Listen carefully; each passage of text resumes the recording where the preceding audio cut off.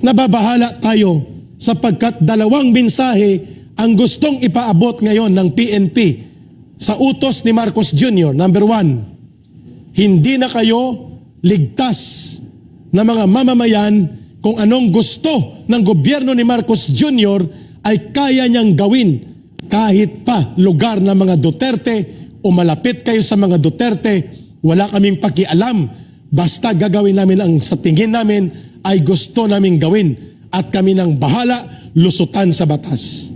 Napakadelikado po nun sapagkat walang deklarasyon ng martial law, subalit lantarang nilalabag ang saligang batas. Number 2, ang mensahe po nito hindi lang para kay Pastor Kibuloy.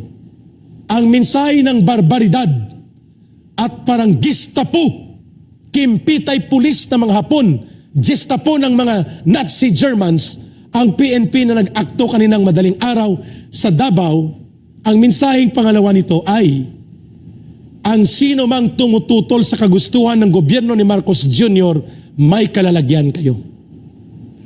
Aapakan namin kayo at kung kailangang lusubin kayo ng 2 batalyon ng parang pribado na private armed group na Philippine National Police ngayon kung paano sila umasta sa ilalim ng command ni General Marbil. Lahat ng oposisyon kahit walang martial law, dodorogin namin kayo.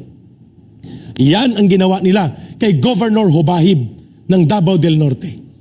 Yan ang ginawa nila kay Mayor Mike Rama ng Cebu. Yan ang ginawa nila kay Governor Mamba ng Cagayan Valley.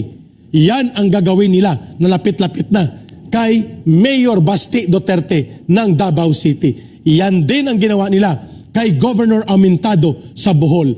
Lahat ng hindi magpapasakop at magpokontrol sa otoridad at kumpas ni Marcos Jr. at ng kanyang mga alipores, ito ang gagawin namin sa inyo.